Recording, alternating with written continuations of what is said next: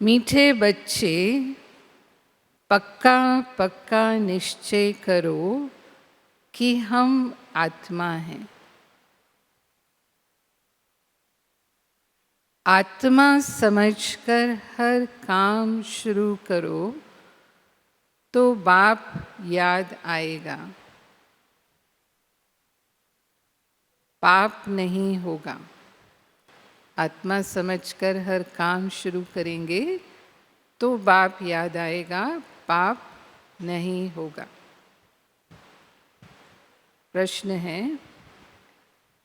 कर्मातीत स्थिति को प्राप्त करने के लिए कौन सी मेहनत हर एक को करनी है?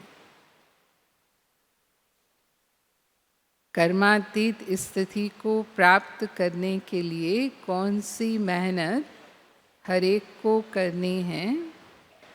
कर्मातीत स्थिति के समीपता की निशानी क्या है? उत्तर है, कर्मातीत बनने के लिए याद के बल से अपनी कर्मेंद्रियों को वश में करने की मेहनत करो। क्योंकि कर्मेंद्रियों का संबंध कर्म से है, वही हमें कर्म बंधन में ले आती है। तो उससे न्यारा होंगे तभी कर्मातीत बनेंगे। तो बाबा ने कहा कि याद के बल से अपनी कर्मेंद्रियों को वश में करने की मेहनत करो, अभ्यास करो। मैं निराकार आत्मा, निराकार बाप की संतान हूँ। सब कर्मेंद्रियां निर्विकारी बन जाएं, यह है जबरदस्त मेहनत।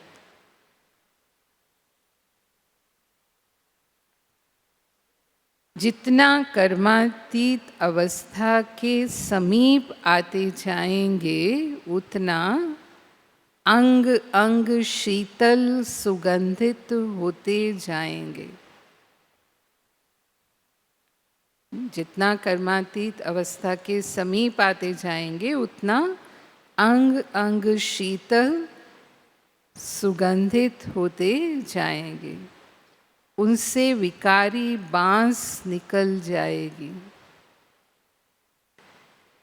अतीन्द्रिय सुख का अनुभव होता रहेगा। आज की मुरली से धारणा का सार है, बाप जो सच्ची सच्ची कहानी सुनाते हैं वह अटेंशन से सुननी और धारण करनी है। बाप से कुछ भी मांगना नहीं है।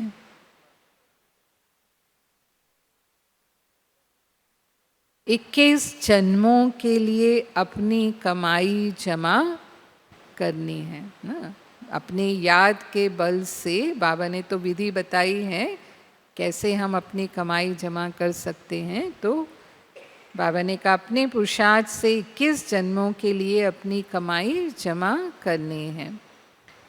वापस घर चलना है, इसलिए योग बल से शरीर की कशिश समाप्त करनी है। देह अभिमान को बिल्कुल समाप्त कर देना है, तभी कर्मातीत बनेंगे। आज बाबा ने कितना आत्मा का पाठ पक्का कराया। तो सबसे पहली मेहनत बाबा कहते हैं यही करनी है। कर्मेंद्रियों को शीतल बनाना है, इस देह का भान छोड़ने का पुरुषार्थ करना है। वरदान, एक स्थान पर रहते अनेक आत्माओं की सेवा करने वाले लाइट माइट संपन्न भव। एक स्थान पर रहते अनेक आत्माओं की सेवा करने वाले लाइट माइट संपन्न भव। जैसे लाइट हाउस एक स्थान पर स्थित होते दूर दूर की सेवा करता है, समुद्र में लाइट हाउस होता है, उसकी लाइट माइलों तक जाती है और जो भी जहाज समुद्र में होगा उसको पता चलता है कि यहाँ किनारा है। तो बाबा ने कहा वो दूर दूर की सेवा करता है, ऐसे आप सभी एक स्थान पर होते अनेकों की सेवा अर्थ निमित्त बन सकते हो। मनसा सेवा के द्वारा हम एक स्थान पर बैठे पूरे विश्व की आत्माओं को लाइट माइट दे सकते हैं। इसमें सिर्फ लाइट माइट से संपन्न बनने की आवश्यकता है। मन बुद्धि सदा व्यर्थ सोचने से मुक्त हो। कैसे बनेंगे? तो मन बुद्धि सदा व्यर्थ सोचने से मुक्त हो। मन मना भाव के मंत्र का सहज स्वरूप हो। मनसा शुभ भावना, श्रेष्ठ कामना, श्रेष्ठ वृत्ति और श्रेष्ठ वाइब्रेशन से संपन्न हो तो यह सेवा सहज कर सकते हो। यही मनसा सेवा है।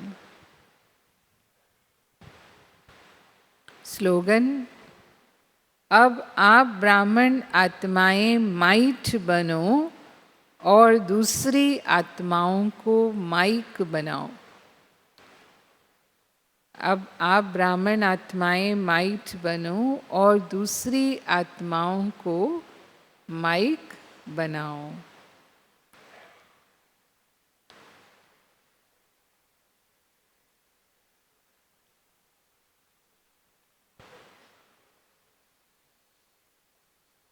आज का व्यक्त इशारा है, कर्म योगी कभी अच्छे व बुरे कर्म करने वाले व्यक्ति के प्रभाव में नहीं आते।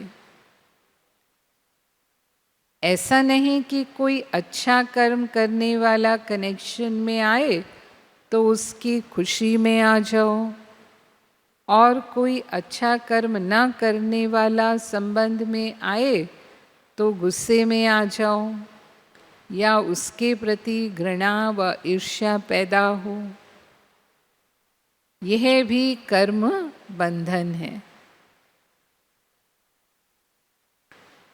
कर्म योगी के आगे कोई कैसा भी आ जाए, वह स्वयं सदा न्यारा और प्यारा रहेगा, यानी किसी के भी कर्म के भी प्रभाव में नहीं आएगा। नॉलेज द्वारा जानेगा, इसका ये पाठ चल रहा है।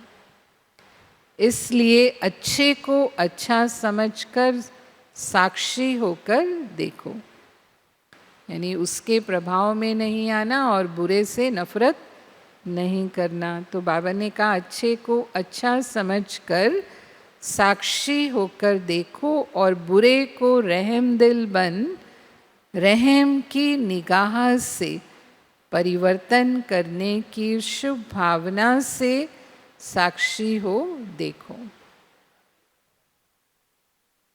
तब कहेंगे कर्म बंधन से न्यारे कर्म योगी।